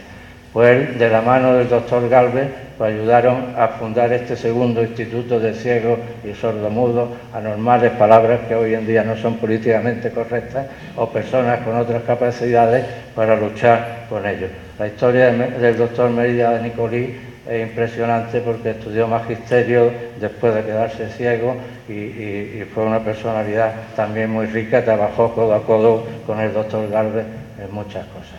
Hay varias anécdotas, no me quiero extender, publicaciones en los libros, etcétera, etcétera. También le tocó padecer sin sabores al doctor Galvez Ginachero en el nombramiento del doctor Mérida Nicolí, y tuvo que luchar para poder mantenerlo, porque las envidias profesionales han existido y seguirán existiendo siempre. Pero el doctor Galvez y el doctor Nicolí no solo se preocuparon de ayudar a los ciegos, sino de que no hubiera ciegos o hubiera lo menos posible. Hay una conjuntivitis que ya hoy en día, gracias a Dios, no se ve apenas, que conducía a la ceguera en muchos casos y sobre todo en recién nacidos. En el Instituto de Ciegos que hemos hecho mención antes, se valoraron exactamente las causas de ceguera y casi el 20% se debían a la oftalmia gonocócica, oftalmia neonatorum. Pues bien, tanto el doctor Mérida Nicolí como el doctor Galvez fueron a hacer una profilaxis, lo que hoy en día es educación sanitaria. Con la simple instalación de la profilaxis de ECODE, entonces no teníamos antibióticos, que es un colirio de nitrato de plata, pues se logró que de tener un alto tanto por ciento de niños ciegos por contaminación en canal de parto, a partir de 1918, en que la maternidad del doctor Galvez Ginachero, de la mano del doctor Nicolí, se aplicó esto. Hay documentados 12.422 partos seguidos, en los cuales no hubo ni un solo caso de oftalmia neonatorum y se salvaron muchos niños de la ceguera. Maripepa también ha hablado del aspecto de Teresa Piazzu, que como bien ha dicho fue la primera mujer concejal en el Ayuntamiento de Málaga, donde entró de la mano del doctor Galvez Ginachero. También fue nuestra tercera mujer miembro de la Sociedad Malagueña de Ciencias en la historia. Fue una mujer, ya lo ha descrito ella, realmente impresionante. Don José Galvez pues, fue socio de número, a partir, repasando la acta, gracias al doctor Linares, que está aquí, que me ha ayudado en toda esta búsqueda bibliográfica. Desde 1910 era socio de número, en 1912 fue nombrado por aclamación socio de honor y hay una serie de actas en las cuales sigue apareciendo su nombre. No solo estuvo relacionado con nuestra academia, sino que en 1947 la Real Academia Nacional de Medicina le concedió un premio llamado Poder y Moratilla, reuniendo cuantas condiciones marca el programa. Este premio se concedía a los médicos que, a juicio de esta Academia Nacional, fuesen merecedores de él por su talento, por sus trabajos, por sus virtudes, verdaderamente demostrados en su experiencia profesional. Son los mismos criterios por los que unos años antes, en 1943, se le había concedido la Cruz de Beneficencia de primera clase, que le fue entregada en el propio edificio del Hospital Civil. Pero la familia Gálvez y la Sociedad Malagueña de Ciencias no solo tiene el contacto en la persona de don José padre, sino que don José Gálvez don José Gálvez Moll también fue elegido socio de número de nuestra academia en 1945. Ahí aparece con su padre y con uno de sus hijos, y él nos abandonó prematuramente con una muerte muy joven. Don José pues era una persona que se relacionaba tanto con reyes como con miembros de la cultura, como con los niños. Y tuvo que ver algo indirectamente también que se cambiara el escudo de Málaga. Ese es un escudo un poco antiguo.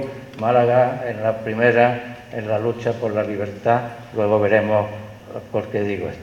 Él fundó, se relacionó con las matronas, hizo educación sanitaria. En Madrid también se relacionó con los reyes. Era un amante de su familia, ahí lo vemos con sus nietos y con sus nietas, y sobre todo era un amante de las personas desfavorecidas, especialmente los niños. Se complicó la vida y nunca para su favor, sino para ayudar a los demás. Málaga lo ha reconocido, aunque quizás no totalmente. El título de mi ponencia hablaba de benefactor. Claro, ya se ha hablado como la Escuela del Ave María, como la Escuela Salesiana, no quiero entenderme. También ayudó a crear en el pasillo de Santo Domingo un comedor escolar para niños desfavorecidos, en los cuales se le daba de comer al día a 200 niños en 1926. Antes de ser alcalde y antes de todo esto, en Málaga hay un hecho bien conocido, que es el naufragio de la fragata alemana, y el doctor Gálvez en enero de 1901 prestó su casa, sus instalaciones, para acoger a los náufragos que sobrevivieron. Eso le mereció el reconocimiento de la Casa Real con una carta de Su Majestad, y también fue una de las cosas que ayudaron a que a Málaga se le considera el título de muy hospitalaria, como en el escudo nuevo consta así. Don José Gálvez y el Hospital Civil son una misma cosa. Ya se ha hablado la maternidad tan moderna para la época que construyó, y como también se ha dicho, volvemos a lo mismo, fue impresionante su entierro, saliendo su cadáver precisamente desde el mismo Hospital Civil, y con toda Málaga llena de paraguas y de gente acompañándolo hasta el cementerio. Don José pues tiene dos monumentos, uno en el propio Hospital Civil, el otro en la puerta de la catedral, y esto ha querido ser simplemente una pequeña historia de un cuadro de reconocimiento a una gran persona y un acto de justicia y de homenaje, y simplemente para mostrar la gratitud, el afecto, el reconocimiento y el respeto que creo que todos le debemos y le tenemos a este gran hombre. Muchas gracias.